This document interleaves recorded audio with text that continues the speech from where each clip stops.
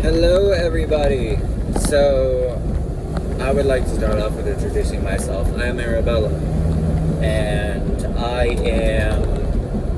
was previously transitioning from male to female up until a couple of days ago. I kind of knew, but for a certain fact, found out that I'm intersex.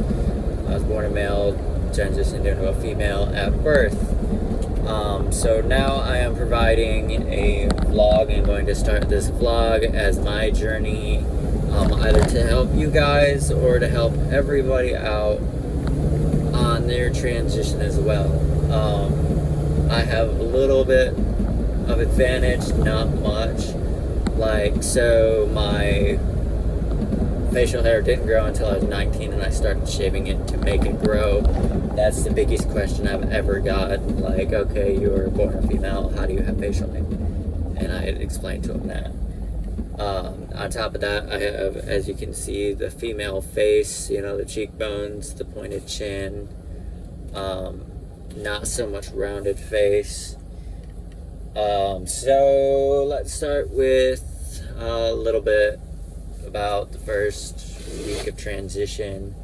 Before this, I was doing the black market thing. I was buying my estradiol and spirolactone and progesterone off of my black market website that I had.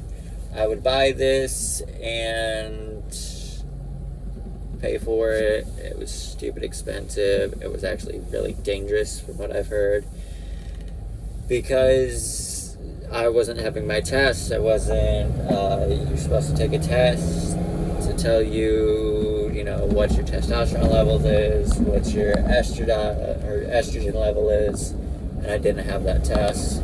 I'd taken one test in California, but the doctor, had no idea. He never encountered something like this. So, because literally, being XXY is a couple of hundred, if not a couple of thousand, in 300,000 people. So it's a very rare thing, actually called Klinefelter syndrome. The only way really to avoid all of the other stuff that goes on is taking the estrogen side of it or the testosterone side of it, whichever way you feel more of. Since I was a child, I've always, felt like a female. I've always been wired that way. As you can see, my body, I used to take 1,350 calorie shakes a day, twice a day, plus at least 5,000 calories.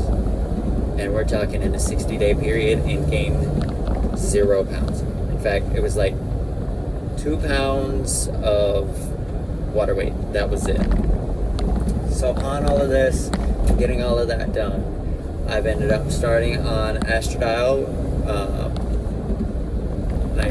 50 milligrams of estradiol, or now it's 0.2 milligrams, 7 milligrams a day, or a week, estradiol. They've got me on 100 milligrams of progesterone and 50 milligrams of spirolactone. So the spirolactone is, according to doctors and medical, it's supposed to stop and shut down the testosterone that I have that's overloaded in my system. My estradiol, that is a female hormone that's created through the ovaries, and the ovary that I have creates a little bit ovary existence, but they're trying to shut it down and redo everything, so that my system doesn't have a stroke, because I was told if I continued on the path I was going, by the time I was 25, I would end up having a stroke, which I don't want. Nobody wants. My family probably doesn't want to bury me at 25. So upon all this happening, me figuring all this out, they've got me on all these meds. I have to take a shot in my leg, ass, shoulder, intramuscular, and we're talking the needle is a good length needle, 1.5-inch needle. So upon this, getting all of that done, I am now doing my laser surgery. This is my second one today. I have to do it every 4 weeks. I'll have to take and have my laser surgery done to remove the facial hair that I started to shave to build. So upon doing all of that, it sucks because now I can't shave for another 3, 4, maybe a week. And then I can, shave a little bit and put my makeup on and all that. Which, as you can see, I don't really need makeup. It's kind of genetically I've always been blessed with what I've got right now. It was just a pain because when I started shaving and grew a beard, I grew that beard, and everybody's like, why is it patchy? And I'm like, well, because I wasn't supposed to have it. And I would shave every day to literally try to grow hair, and then all of a sudden it started growing, and I kept shaving, and then it just kept filling in, and I was actually taking hair growth to make it work, because a man with that doesn't work.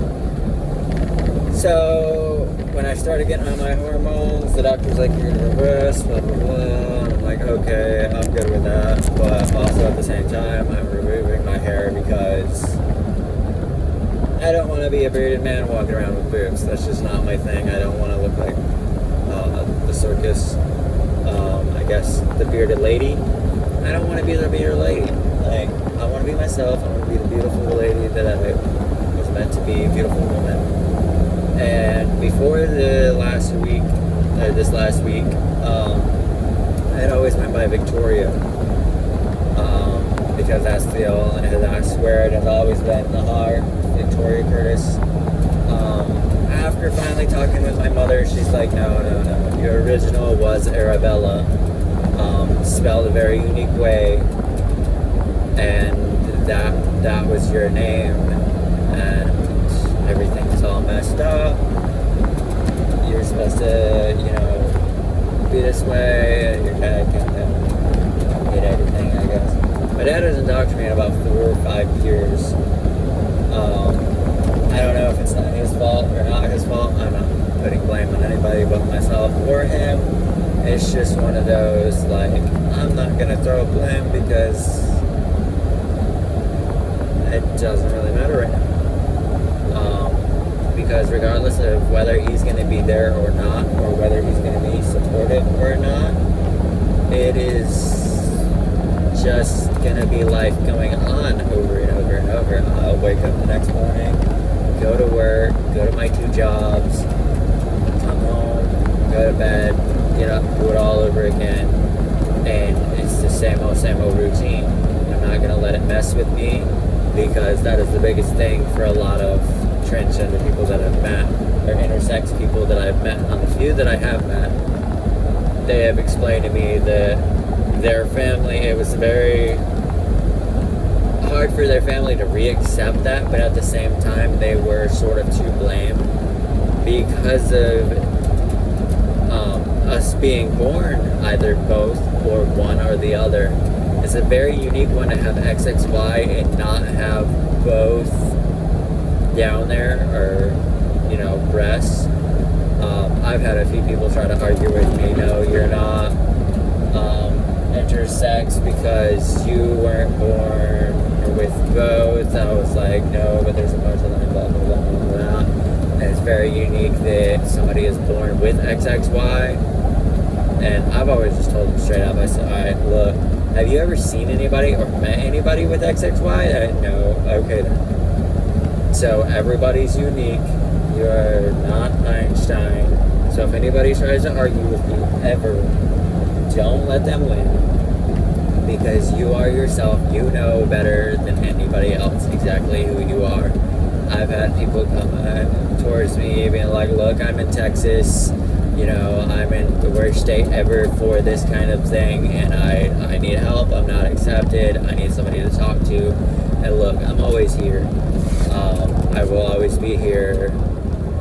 Like, comment, subscribe, let me know what's going on, where you're at in the world, and I'll try to help out as much as I can with my videos and my blogs, helping people like me. That's my job. That's why I was sent here. So I'm Native American, by the way, Ojibwe and Cherokee through my bloodlines. And in the Native American traditions, there is a being that came about that is called Two-Spirited. That is what I am. So by what I've been honored with was the mission to help people like me, because we are more accepted in that culture. You don't have to necessarily be Native American to be in that, but it comes down to it. A human being is a human being. I'm going to treat everybody, regardless of who they are, who they think they are. They know who they are. That's all that matters. You are either a strong male or a strong female, regardless of who you used to be or who you're coming into. You are the beautiful being that you are. Intersex is just another one on the LGBTQIA plus that is there. I think that is what the I is now. It used to not be there. It used to literally just be LGBTQ. And then it was LGBT. And then they added the Q, and then now they've got the I, and then the A, which I think the A is like asexual. I don't really know. That's kind of like the pronouns thing. If I've ever like offended anybody with the pronouns, I'm sorry. It's very confusing for me. At the beginning of COVID, the pronouns thing kind of just blew up, and I actually had a few people. I'd be like, "Hey, girl," and they're like, "You just offended my pronouns because I'm like he, him." I was like, "Okay, I understand he and him, and her and she. I don't understand the they, their, them. Yeah, it gets confusing out there because so many people have just came up with so many different things." That's like with the non-binary. I don't really know the definition of non-binary, but I know that there's two genes that are non-binary, with the XXY or the XYY. Coming to find out that XYY was actually a serial killer gene, is what they were calling it, because Jeffrey Dahmer, the Columbine shooter, the mail bomber, the Zodiac, Jeffrey Dahmer, I probably already said him, Charles Manson, they all had the XYY gene, and they all kind of shut down and they were wild. I mean, I can understand the XYY, because even as XXY, when I wasn't balanced out, and then before I got my hormones, I was really, I was on a rampage. I was actually previously biker, motorcycle enthusiast, motorcycle club kind of guy. Bearded, rode Harleys, kicked ass now and took names later. I was literally a hormonal female in a male body, ready to tear down, burn the world, and take over, like evil villain style, just take over the whole world with my motorcycle club and my members and all of that. And I used that as my greatest advantage because nobody would attack me. I always just kept either gaining respect or promotions, one of the two. Actually, to the point where in my one club I was national president. So coming from that, being raised up with my dad in a motorcycle club, with outlaw motorcycle club background, it's been a really hard journey. And there is a lot out there like me that are just like, oh my god, I don't know what to do. I'm coming from this, and I'm surrounded by big bad bearded bikers, and you know what, a biker is going to be a biker. You may have the ones that are going to be hard asses, but in the end they will eventually either get used to it or they won't. You'll have to just accept that fact. But if they really love you and they really understand, they're going to know, like, look, this is what happened. My advantage was, okay, look, I was born this way, and this is who I am. If you don't like it, go the other way. I don't want to speak with you. I don't want to talk with you. You can look it on down the road. And a lot of them later on accepted it, or they immediately accepted it. which was a very big trouble on actually how to do that. I've got people still that are like, just stop this. This is ungodly. This isn't exactly who you're supposed to be. And I'm like, okay, number one, it is godly because apparently, according to the Bible, angels did not have a sex or a specific sex. Jesus was neither male or female, neither was any angel. So this being there, I had one guy in Utah I met that had told me that another guy that was in there, he was actually what they used to call a hermaphrodite, which is now also intersex, because there's so many different variants of it. So upon this being there, he's like, yeah, in the Bible, that you're an archangel. You are. That is what he is. And I was like, I've met two personally in my life. One actually consumed his twin, and that was the other one. He just literally legit had boobs, legit had a hole, and he had a pineal gland. And she apparently uses both. He very loved both. Me, I was born and reconstructed. So I literally have stitch marks of my shiznit. All the way from the back, all the way up to the front. I don't know what was down there, if my clitoris was too big, because I've had that happen. People talk about their clitoris is too big, and they chopped it up and made it into a male anatomy. I've had people say, yeah, I had a really, small hole down there, and they would cut it just a little bit more to make it less painful for when I had a husband or boyfriend. I decided to go that I could, and it would kill me. And it still hurt very badly, and I ended up bleeding very badly. I had another story of an Indian lady over in India that had married off of her uncle to this guy, and this guy would rape her every day. And it would hurt, it was painful, she tore almost every single time, and it brought her health down so much that her mom actually escaped her from where she was at. Me, so far, I've been married for 5 years to my beautiful wife, Swan. Becky is the original name. I've always called her Swan because at first my name was Sparrow. My club name was Sparrow after Jack Sparrow. And her was Swan because, number one, the rum was always gone when she was rum. Number two, she kind of looked like Elizabeth Swan, so she was Elizabeth Swan. Had the big goatee right here with the middle part, and everybody loved it. I grow it out, beat it, grow it out. I had the dreads for a while. I just rocked the look.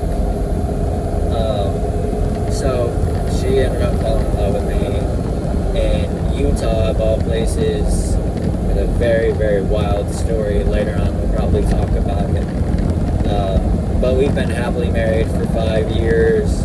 Off and on with my hormonal outbalances, because once a year literally I'd go into menopause and it would just slam me so hard that I would take everything out on my wife.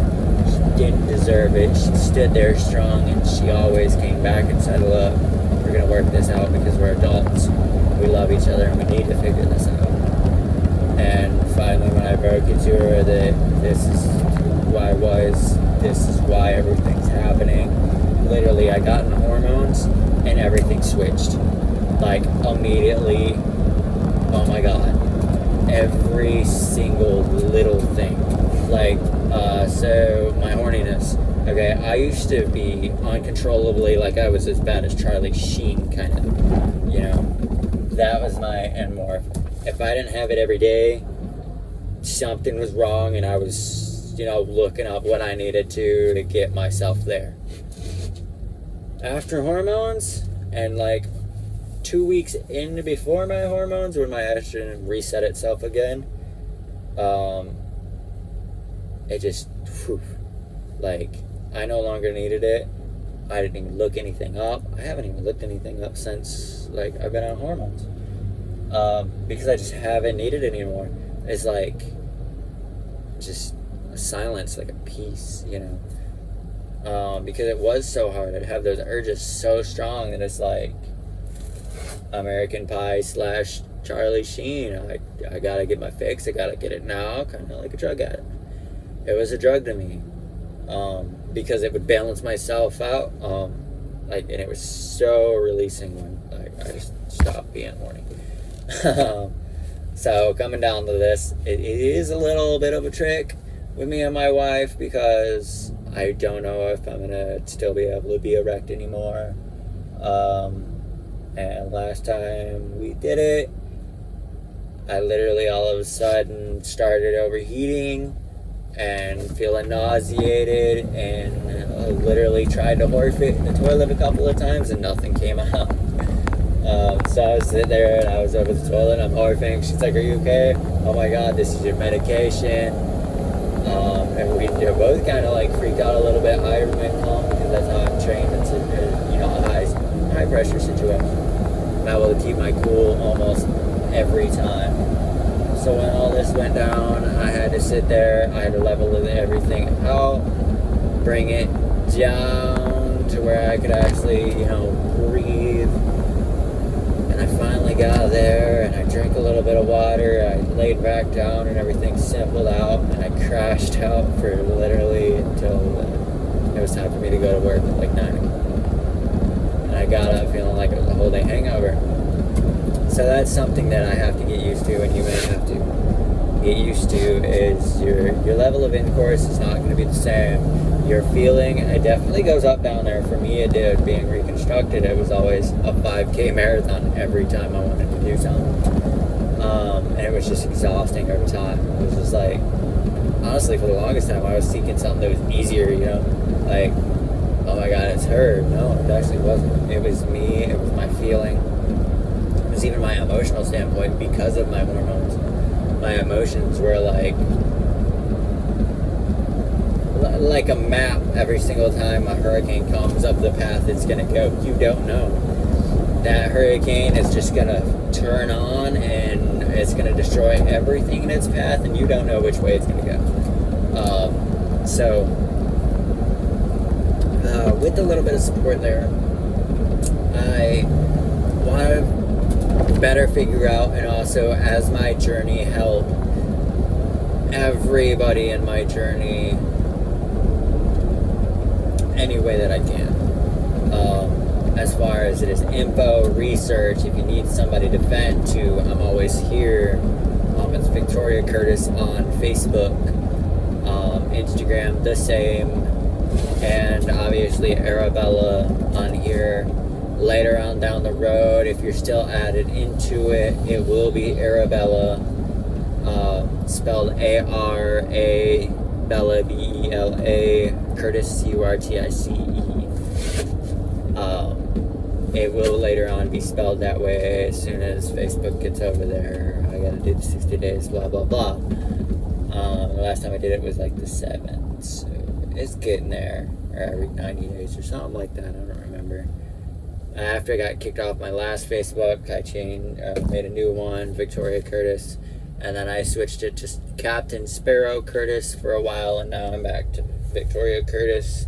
And now that I'm going to Arabella, which was my birth name, before it was put on my birth certificate, and all of that paperwork was confuzzled, I'm going to re-up as Arabella. The whole world is going to know me as that. My previous name is going to be burnt with all of my male clothes. You guys will probably get a vlog of that, with a video, TikTok, all of that. That's going to be the ashes, and I am currently rising back like a phoenix as Arabella Curtis. Arabella Deborah Curtis, I'm putting my grandmother, which is on my arm, on my chest. She saved my life at a year old. My heart had stopped, I guess, in the hospital. She had saved me, so she's getting honored with my middle name, to carry that on forward, because nobody really wants the Lynn, nobody really wants the Ann. I think it's Ann, Lynn, and Ann and Lynn. and everybody ends up hating their middle names. There's the few that love it. I wouldn't, personally. So I just carry on with what I have, which is the Deborah, Arabella Deborah Curtis. He kind of has a flow to it, almost like if it's natural, it was supposed to be there. So I'm keeping it as my mother wishes. After talking to her last night, it was very emotional because I haven't seen her for like about 4 times my entire life. Every single time we always like hatched at each other because I was so angry. Why are you never here? And there was always a better explanation for it. And after growing up and actually realizing that there is a lot more problems than just one, the reason why you can't quite blame anybody after actually being on that side of the fence and be like, hey, look, I haven't been here about your life because this is what happened. There's things that happen for every parent. Either they're broke and they can't come up with it, or they can't handle it, they don't have a home, or they're simply taken. CPS in the state is amazing at just how they can randomly come in and I guess kidnap people.